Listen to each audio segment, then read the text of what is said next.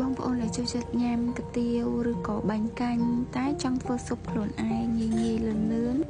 បងប្អូនអាចសាកល្បងតាមវិធីខ្ញុំនេះបានដំបូងឡើយខ្ញុំដាំទឹកស្រោះជាមួយនឹងជើងជ្រូកឬក៏ឆ្អឹងជ្រូកដែលខ្ញុំមានហ្នឹងស្រោះឲ្យវាបាត់ឆ្អាបបងឲ្យវាស្រស់ឈាមល្អខ្ញុំស្រោះប្រហែលជាខ្ទង់2ទៅ3នាទីខ្ញុំស្រង់ចេញ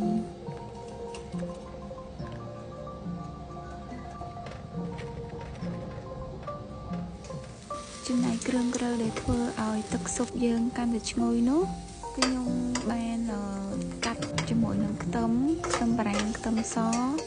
ដែងស្លឹកក្រូចខ្ញុំយកមកលីងវាអញ្ចឹងណាបងអញ្ចឹងបន្ទាប់ពីគ្រឿងក្រើយើងបានគ្រប់សពអស់ហើយខ្ញុំបន្ថែមជាមួយនឹងទឹករសជាតិសញ្ញារូបពូចុងភៅដើម្បីបង្កើនរសជាតិឲ្យកាន់តែឆ្ងាញ់ហើយយើងអត់ហត់ថែមគ្រឿងក្រើអីផ្សេងៗទៀតទេសម្រាប់ស៊ុបបាញ់កាញ់ខ្ញុំបន្ថែមជាមួយនឹងការ៉ុតប្រហិតសាច់គោបងប្អូនហើយខ្ញុំមានយីហឺដែរក្នុងនឹងបន្ទាប់ពីខ្ញុំធ្វើការដាំទឹកពុះហើយខ្ញុំដាក់គ្រឿងក្រើដែលខ្ញុំបានលីងមិញហ្នឹងចូលទាំងអស់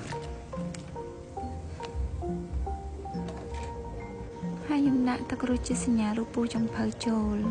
ទឹកស៊ុបខ្ញុំរាងច្រើនដែរអញ្ចឹងខ្ញុំបន្ថែមទឹករសជាតិកន្លះវែងទៀតជាធម្មតាដើម្បីឲ្យបានពណ៌ទឹកស៊ុបស្អាតរាល់ដងខ្ញុំត្រូវក្លោចស្ករជាមួយខ្ទឹមបំពងអញ្ចឹងណាប៉ុន្តែបន្ទាប់ពីខ្ញុំមានទឹករសជាតិសញ្ញារូបពូចុងភៅខ្ញុំអត់ពិបាកបំពងខ្ទឹមបំពងស្ករទៀតទេហើយស្រួលមិនស្រួលអាចក្លោចទៅវិញទៀតណាបងប្អូនអញ្ចឹងខ្ញុំគិតថាម៉ាក់ទាំងអស់គ្នាគួរតែមានម្នាក់ម្ដងនៅផ្ទះបើខ្ញុំវិញមានសឹងគ្រប់រសជាតិអស់ហើយមានតាំងពីប្រឡាក់ឆាស្ងោរឥឡូវដល់រសជាតិសម្រាប់ធ្វើស៊ុបទៀតហើយក្នុងម្ដងអញ្ចឹងយើងមានច្រើនជម្រើសដូចជាសម្រាប់ប្រឡាក់អញ្ចឹងមិនមែនសម្រាប់តែប្រឡាក់មកទេយើងអាចយកទៅឆាបានទៀតហើយបើសម្រាប់ដបពណ៌បៃតងនេះវិញខ្ញុំអាចយកទៅស្លម្ជូរយកមកធ្វើទឹកស៊ុបបានច្រើនយ៉ាងណាបងគឺមានសរសេររបៀបប្រើនិងមុខម្ហូបដែលយើងអាចប្រើប្រាស់បានហ្នឹងគឺនៅក្នុងដបនឹងសរសេរប្រាប់តាមហ្នឹងអញ្ចឹងណាបងបកមកទឹកស៊ុបយើងវិញបន្ទាប់ពីខ្ញុំធ្វើការស្រោះបាញ់កាញ់ជាមួយនឹងសណ្តែកហើយខ្ញុំដួសទឹកស៊ុបដាក់ចូលដោយសារតែទឹកស៊ុបខ្ញុំនៅក្តៅអញ្ចឹងខ្ញុំមិនបាច់ចាំដាក់លើចក្រានម្ដងទៀតទេធ្វើស៊ុបរាល់ដងអាចចំណាយពេលរងាស់ឆ្អឹងយូរមែនទែនដើម្បីបានជាតិប៉ុន្តែមានទឹករសជាតិសញ្ញារូបពូចុងភៅគឺជាតិមកឆ្ងាញ់ហ្មង